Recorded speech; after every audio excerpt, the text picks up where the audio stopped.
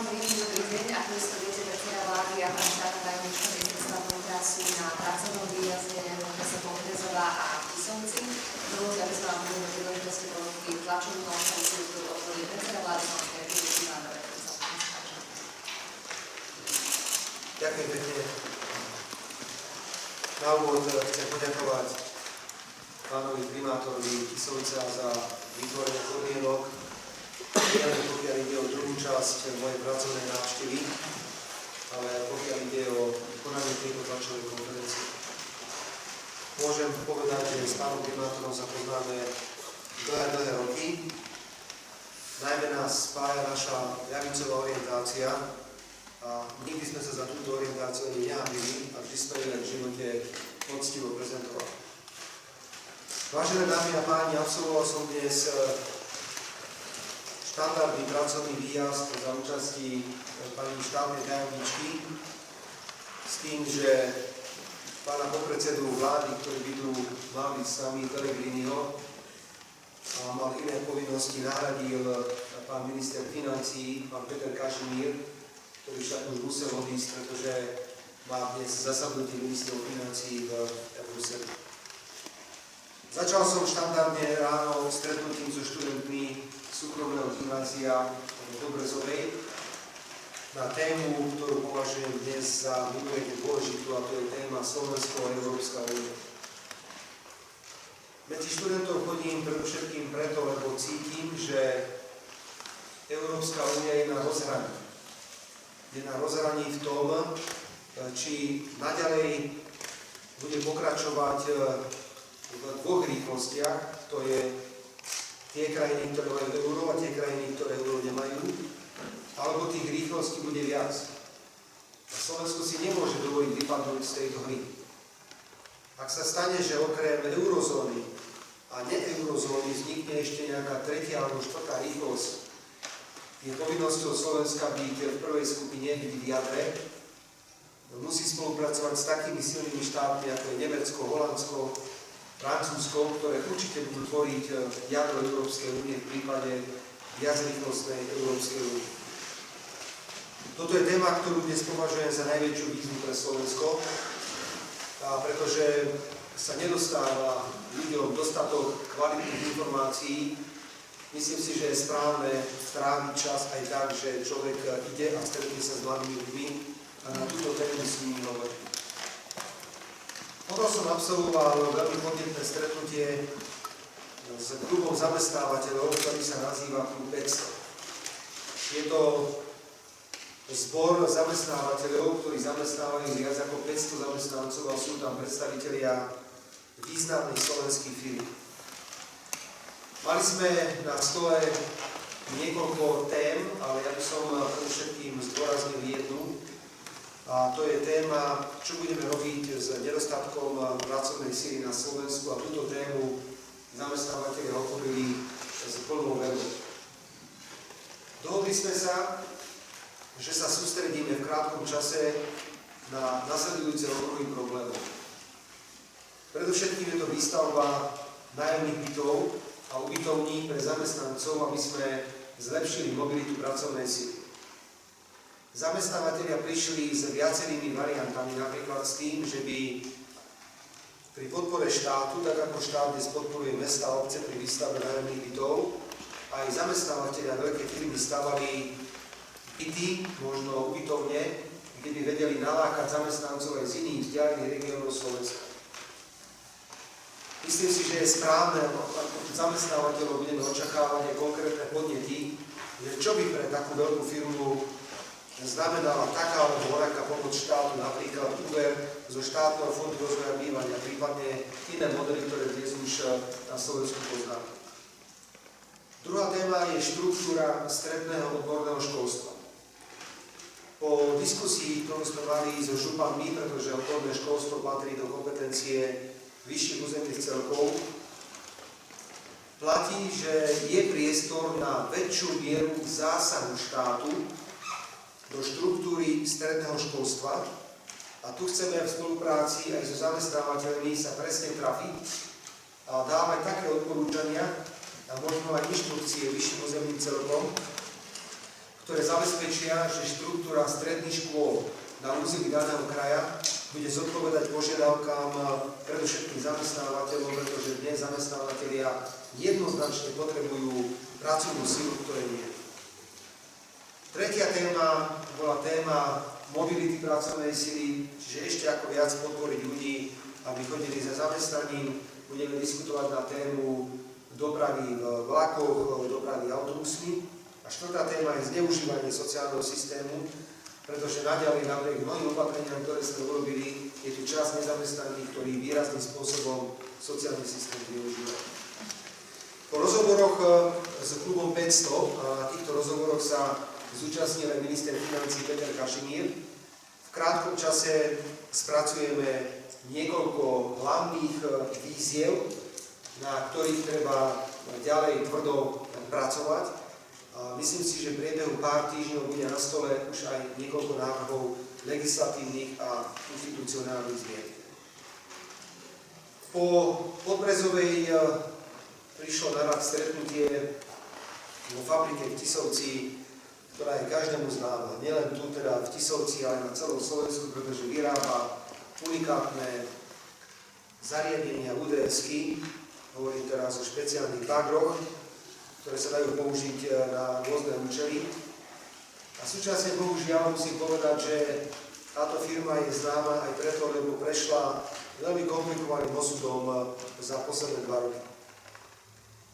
Nebudem sa tajiť a poviem, že veľkú mieru zodpovednosti za to, čo sa udialo v tejto firme, majú aj sankcie voči Ruskej federácii, pretože tieto výrobky, ktoré firma vyrába, sú výrobky tzv. Dvojitého určenia.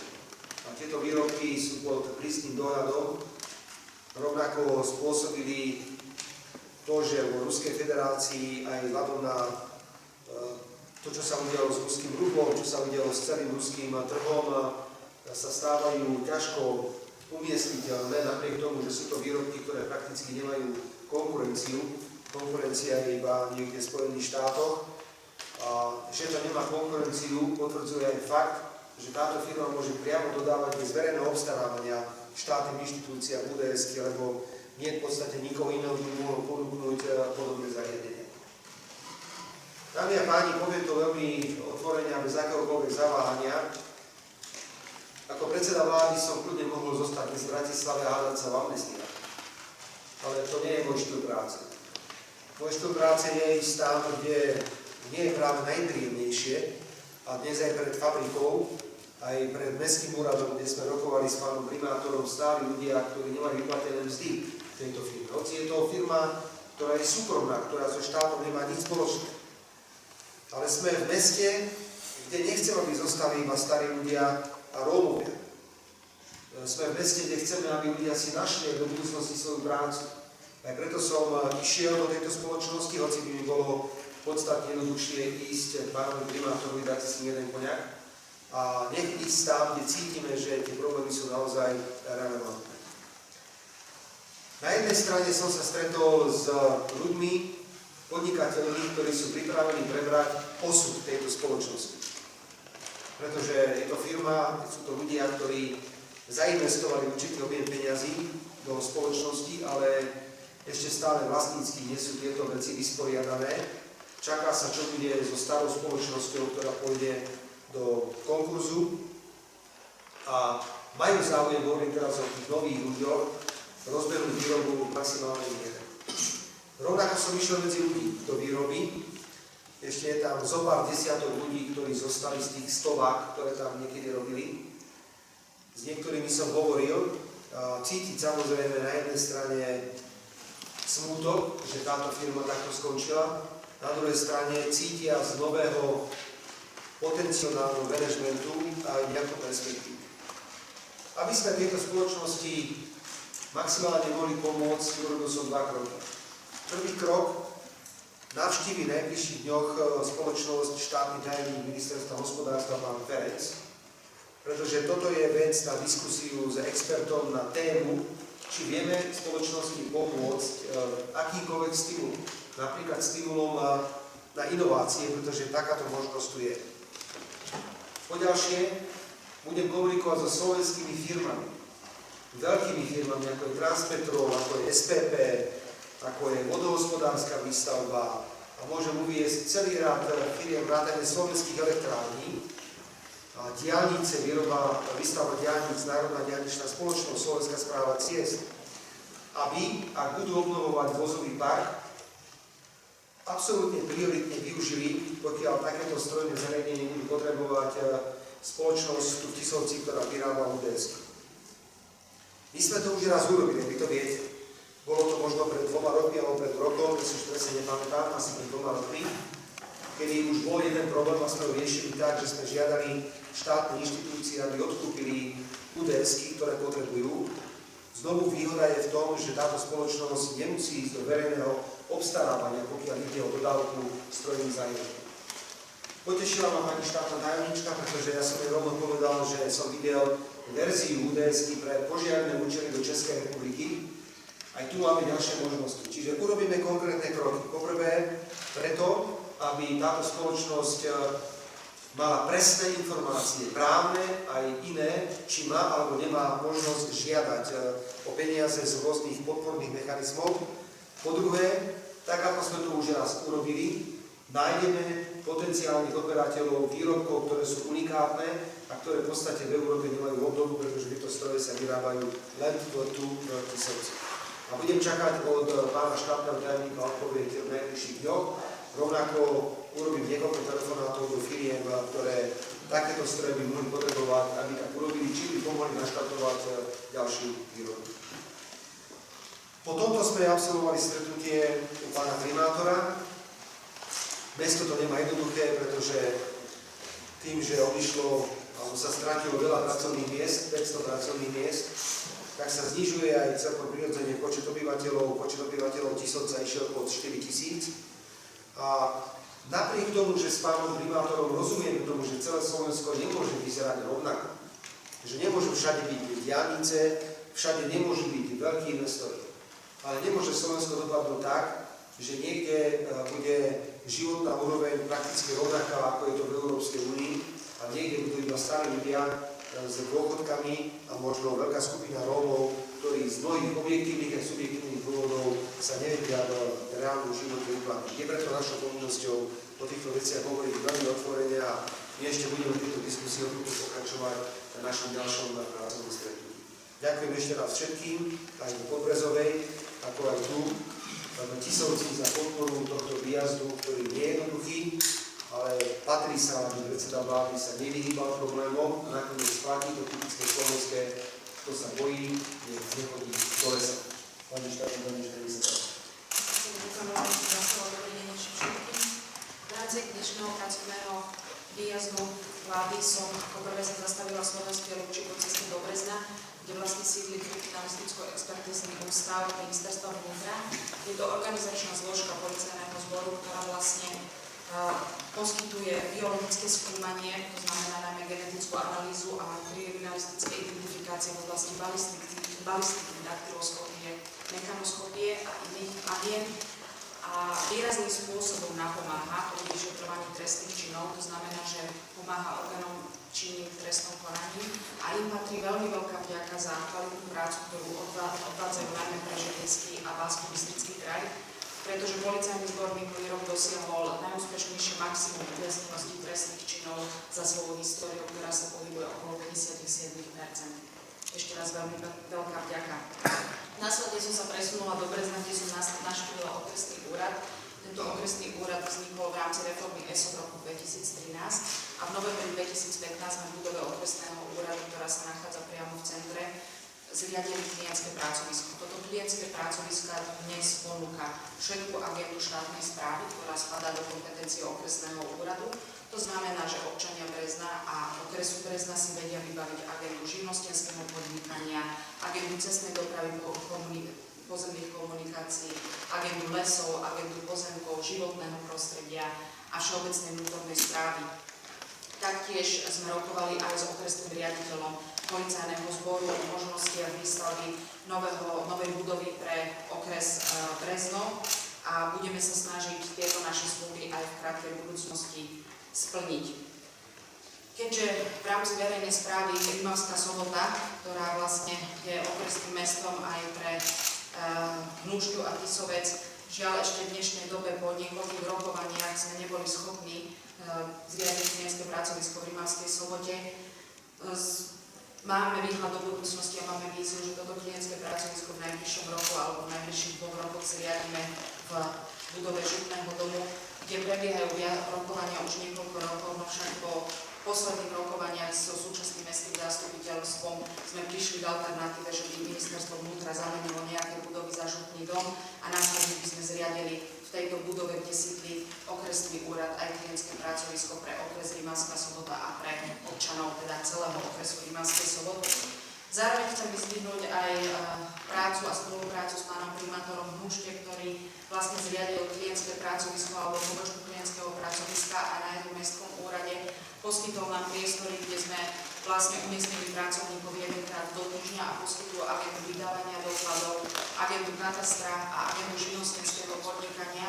Je to zhruba 400 klientov, čo navštíví mesačne toto klientské pracovisko a skutočne s tým šetríme finančné a časové prostriedky obyvateľov nielen Hnúšťa, ale aj blízkeho okolia a nemusia za touto agendou cestovať do 25 km vzdialenej Rimavskej Soboty. Taktiež ako vždy navštívim aj hasičské stanice a zároveň sa spýtam aj na spoluprácu s dobrovoľnými hasičskými zbormi, pretože v obidvoch okresoch zhruba asi v hodnote 3,5 milióna eur sme vymenili materiálno-technické zabezpečenie jednotlivých dobrovoľných hasičských zborov, ktoré sa nachádzajú. V rámci týchto 2 okresov je ich zhruba 102 dobrovoľných hasičských zborov zo 107 obcí a miest v Rimavskom okrese a približne 30 dobrovoľných hasičských zborov v okrese Brezno. A keďže rátame, že v týchto 2 okresoch dochádza asi 1200 výjazdov ročne, skutočne podpora dobrovoľných hasičov, najmä pri tých udalostiach, ako sú povodne alebo požiare, je veľmi vítaná a veľmi šetria jednak fyzické, ale aj technické prostriedky ministerstva vnútra a profesionálov hasičského záchranného zboru, keďže v tej druhej línii nám pomáhajú odstraňovať všetky tieto škody, ktoré sú napáchané klimatickými katastrofami. Čo by som ešte chcela vyzdvihnúť, je, že vlastne na stretnutí s primátormi a starostami obce, ktoré sa konalo tuto priamo v Tisovci, sme preberali najmä problematiku integrácie marginalizovaných rómskych komunít, pretože sa nachádzame v okresu, kde skutočne rómska komunita je celkom slušne zastúpená v jednotlivých obciach a mestách.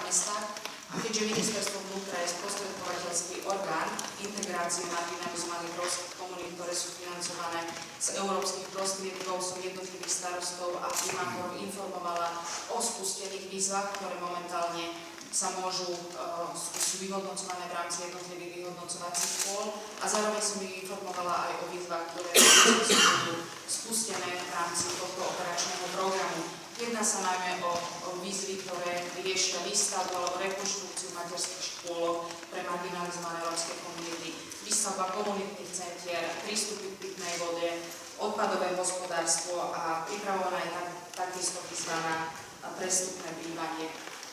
Ďakujem veľmi pekne, toto bolo asi zhrnutie mojej dnešnej pracovnej cesty v rámci výjazdovej návštevy a pracovnej cesty do Lani. Ďakujem veľmi pekne. Pán primátor mesta Tisovec Peter Mináč bude odpovedať na vaše otázky, vážení kolegovia, krátky priestor pre vás, poprosím vás, aby ste sa venovali politiky dánu výjazdu. Nech sa páči.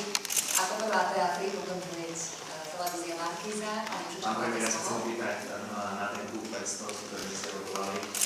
Koľko zhruba na Slovensku teda chýba tých zamestnancov práve, či sa v tomto smere vyjadrili a ktoré z tých opatrení považujete za najdôležitejšie, aby sa to podarilo riešiť?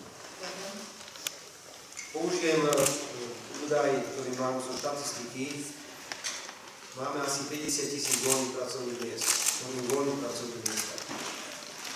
A pokiaľ sa bavíme o nedostatku pracovných síl, tak na stretnutí v Podbrezovej podnikateľ z Trnavy, ktorý povedal, že iba v Trnave je okolo 4000 a v tom kraji, v tom asi Trnavskom kraji celom.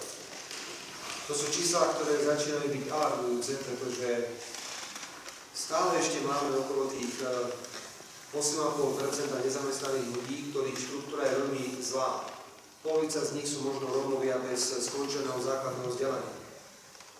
Máme tam ľudí, ktorí sa boja trvalo pracovnom pomeru kvôli exekútorom. Sú tam ľudia, ktorí zneužívajú systém a sú tam ľudia, ktorí dokážu prežiť aj bez toho, aby boli trvalo zamestnaní. Že to nie je celkom v poriadku, svedčí aj fakt, ktorý potvrdzuje leták, ktorý mi dnes ukazoval najvyšší predstaviteľ Podbrezovej, ktorí posielajú do každej rodiny, že poďte robiť, potrebujeme pracovné sily. A boli tam presne vypísané aj remeslá a profesie, ktoré potrebujeme. Je úplne evidentné, že budeme musieť zasiahnuť radikálnejšie do štruktúry stredného odborného školstva. Ak ďalej bude platiť to, že stredné školy budú pomerne významne odtrhnuté od reality, od potrieb praxe, tak nebudeme mať dostatočné množstvo ľudí, ktorých prax potrebuje. To sú rôzni ľudia, ktorí sú schopní pracovať ako nástrojári, zámočníci, jednoducho skutočné remeslá, ktoré dnes na Slovensku absolútne chýbajú. Druhá veľká téma je, a to navrhol klub 500, je to veľmi ťažká téma, že obmedziť možnosť študovať na humanitných školách, to sa teraz o vysokých školách. To je ťažké, takto povedať. Skôr môžeme ísť cestou, že budeme podporovať viac tých, ktorí pôjdu na technické odbory, pokiaľ ide o vysoké školy.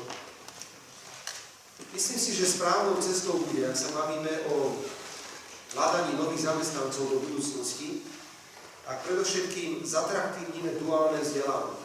A môžeme ho zatraktívniť tak, že sa podelíme so zamestnávateľmi o náklady duálneho vzdelávania, ktoré sú dnes len na strane zamestnávateľov.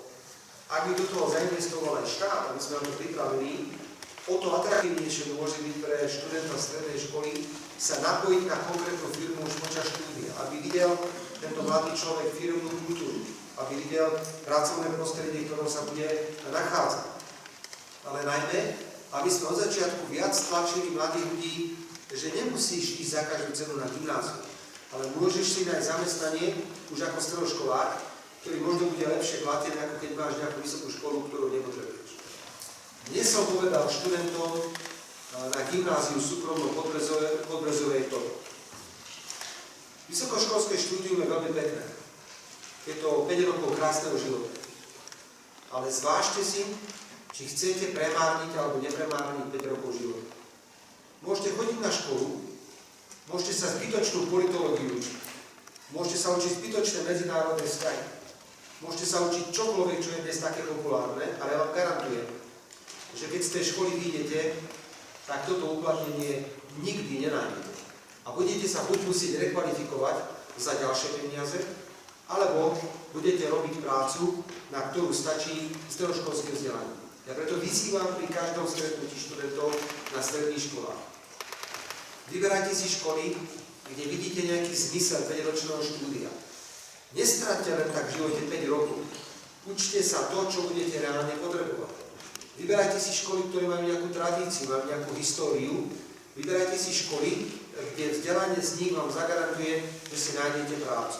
Dnes na Slovensku, ak sa rozhodne stredoškoláky študovať technické smery alebo informačné technológie, má prakticky zabezpečené zamestnanie. A vo veľa prípadoch to zamestnanie je slušne zaplatené. Toto je možno jedna z ciest, ako zastavovať odchod mladých ľudí zo Slovenska. Je to veľká téma, ktorú dnes musíme pred sebou riešiť. A ja dúfam, že aj reforma, ktorá je na stole ministra Plavčana, bude predmetom širokej odbornej verejnej diskusie, aby sme zase nerobili reformu pre reformu, ale aby to smerovalo k týmto cieľom, ktoré sme teraz nastavili. Suma sumárum, pán redaktor, nedostatok kvalifikovanej pracovnej sily je dnes taký istý krízový moment, ako bola vysoká miera nezamestnanosti možno v roku 2010 alebo 2011. Musí to takto otvorene pokračovať. Ďakujem pekne, nech sa váš Ľubomír Pronko, televízia Markíza, potom televízia Joj. Dovolte mám tri otázky, tá prvá bude v podstate o tom istom o tej nezamestnanosti, ale trošičku inak to poviem. Keď Žilomír Bezová, nám generálny riaditeľ povedal, že tá paráda, tá podzamestnanosť, iba 150 či 180 pracovných miest, pritom na tom hovorení vlastne povedané ruky sú do roboty, a to sú Rómovia z OSA. Ale tým sa nedarí začnúť, aby pracovali v tých miestach. Neviem, ak na to chcete zareagovať priamo na túto skupinu. Pán Soták povedal iba to, čo povedal na stretnutí možnosti alebo časť potenciálu hľadania pracovnej sily na Slovensku je rómska komunita. Veľká časť podnikateľov s tým nesúhlasila, ktorá tam bola, nejaká časť s tým súhlasila. To je na dlhý beh. A nemyslím si, hoci mám veľký záujem aj ja, aby sme zaraďovali rómsku komunitu do práce, nemyslím si, že toto je dnes riešenie akutného stavu, ktorý dnes máme. Akutný stav môžeme vyriešiť tak, že ešte ako tak využijeme potenciál tých nezamestnaných, ktorí napríklad nechcú ísť do trvalého pracovného pomeru kvôli exekúcii, alebo to som už hovoril pred chvíľou, alebo nezamestnaní, ktorí zneužívajú sociálny systém, kde vieme na nich pritlačiť. Bojím sa toho, že v krátkom čase vznikne na Slovensku obrovský tlak na dovoz pracovnej sily zo zahraničia. A táto pracovná sila sa niekedy správa na Slovensku najlepšie. Ak pôjdete do Nitry alebo do Trnavy, tak už vám budú ľudia hovoriť, že sa sťažujú na správanie sa napríklad našich srbských priateľov, ktorí pracujú na Slovensku. Tak je jednoducho život. Preto zaradenie Rómov do pracovného pomeru vnímam ako dlhodobý cieľ, ale nemyslím si, že sme boli schopní hneď teraz ich nasadiť a vyriešiť si problém, ktorý máme z hľadiska pracovnej sily. Nám nechýba, pán redaktor, taká tá najmenej kvalifikovaná pracovná sila. My potrebujeme predovšetkým stredoškolsky kvalifikovanú pracovnú silu, ľudí, ktorí majú v rukách nejaké remeslo. Ak som ale pred chvíľkou povedal, že polovička nezamestnaných na Slovensku sú Rómovia, ktorí nemajú skončené ani základné školské vzdelanie, tak ťažko tam nájsť tých ľudí, ktorých dnes potrebujeme. Ale je to cesta, samozrejme, ktorou sa musíme zaoberať. Sú všelijaké myšlienky, ktoré môžu vyvolávať všelijakú diskusiu. Zavedeme povinnosť pracovať, pán redaktor? Máme tam si na to v minulosti. To bol jednoducho recept, a to nepracoval, bol príživý a bol stíhaný, ale sme škrtali kľúčmi, máme demokraciu, tak ľudia majú právo sa rozhodnúť, že či pôjdu do roboty, alebo nepôjdu do roboty. Ja to nebudem komentovať, taká je demokracia. Ale zaradenie rómskej komunity do pracovného pomeru, to je dlhodobý proces. Ďakujem pekne, televízia Joj. Ďakujem, televízia Joj. Pán premiér, ja mám jednu otázku k tým pracovným silám.